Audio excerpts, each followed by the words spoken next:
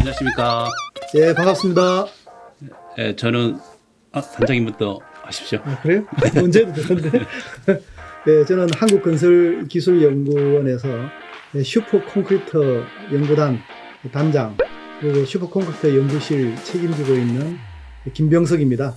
반갑습니다.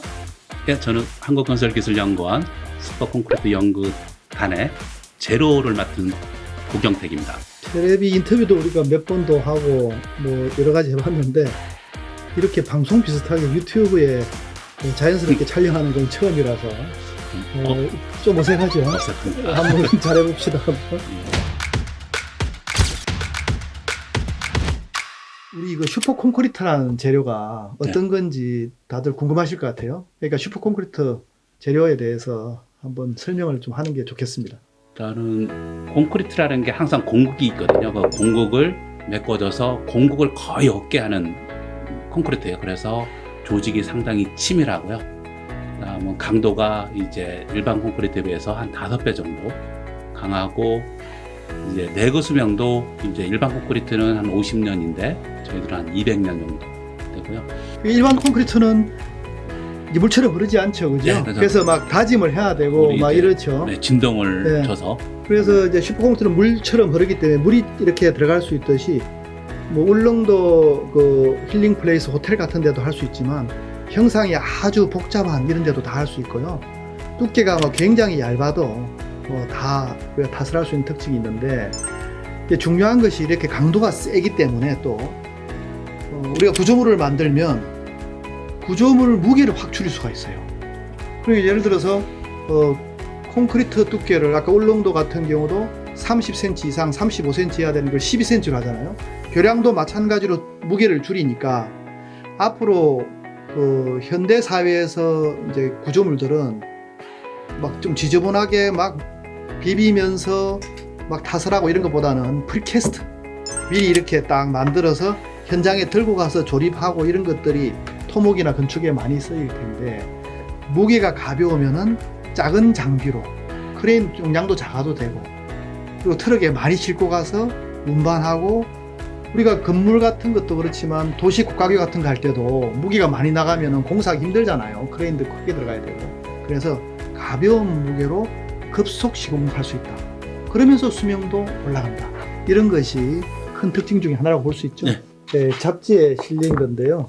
신문에도 많이 보도됐습니다. 버킷리스트에도 오르고 죽기 전에 꼭 가봐야 할 곳 하면서, 이제 요게 그 잡지인데요. 이 잡지에 보시면은 요게 지금 설명한 것처럼 울릉도 절벽에 자연 공간과 잠깐만 옆에 받쳐가 보실래요? 자연 공간과 조화를 이루는 건물을 이게 리조트인데요. 뷰티코 호텔이라고도 할 수 있고 2개를 지었습니다.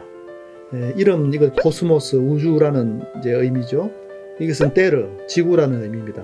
동양 철학적인 어떤 사상도 들어 있습니다. 어쨌든 설계를 상당히 잘했는데 이 모양이 이제 꽃잎 모양으로 이제 그렇게 되어 있어요. 이렇게 절벽 밑에 꽃잎 모양이 되어 있고 상당히 그 아름다운 형상을 갖고 있고, 그래서 상도 많이 탔죠 아마 이게. 여기 이제 트로피가 2개 있잖아요. 2개 있는데 레고랜드 교량도 세계 최초의 초고성능 콘크리트 사장기였고, 이 울릉도 호텔도 세계 최초로 초고성능 콘크리트로 한 쉘 구조 전체를 갖다가 거의 철근을 안 썼습니다. 두께도 한 30cm 이상 해야 될 걸 15cm로, 12cm였나요? 네, 12cm. 12cm로 하고, 그래서 세계 최초입니다. 초고성능 콘크리트로 만든 볼트하고 너트예요.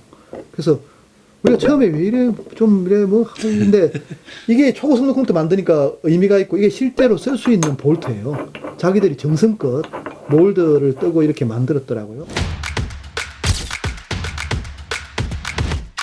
앞으로 우리 슈퍼 콘크리트를 계속 해야 되는 당위성과 그다음은 어떻게 과제를 만들 것인가 이런 것들을 좀 그 진짜 중요한 이야기예요. 그 이야기를 해주십시오. 하고 마무리하는 게 확실히 맞는 것 같아요. 질문 잘해 주셨어요.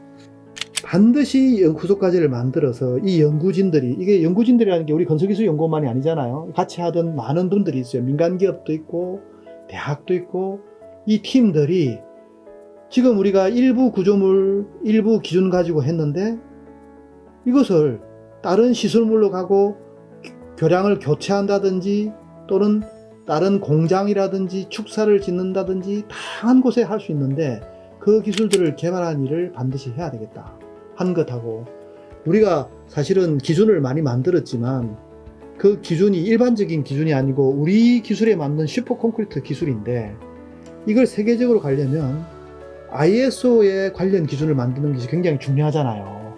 그래서 ISO의 이 기준을 만들기 위해서 우리가 몇 년 전부터 다녔는데, ISO의 기준을 만들려면, 표준을 만들려면 지금까지 한 것만 가지고는 안 되고 이걸 일반화시키고 ISO에 진출할 수 있는 그런 연구들을 해야 되는데, 이 연구가 끝나면은 거의 힘들어질 거다. 어떻게 생각하세요? 힘들겠죠? 그렇죠. 그러니까 네. 그래서 중요한 게 실질적으로 꼭 뭐 이 슈퍼 콘크리트뿐만이 아닙니다. 그리고 이 필요 없으면 안 해야 돼요. 근데 어떤 영역이든지, 야, 이게 실적도 내고 열심히 해서 앞으로 계속 성장할 수 있고 국가적으로 도움이 되고 기업에 도움이 된다 생각하면은 계속 역설적으로 중복 연구를 해서 5년, 10년이 아니라 15년, 20년, 30년, 저는 우리 직원들한테도 그 이야기합니다. 제가 정년퇴임 하더라도 계속 연구진들이 이걸 연구를 해야 된다. 그 이야기를 하고 있습니다. 평소에 저희들도 단장님한테 열정이라는 얘기를 많이 듣는데요. 상당히 그 열정을 느껴지는 얘기였던 것 같습니다. 이상으로 슈퍼 콘크리트 연구실 소개를 마치겠습니다. 네, 아이고, 수고하셨습니다. 수고하셨습니다. 수고했어요.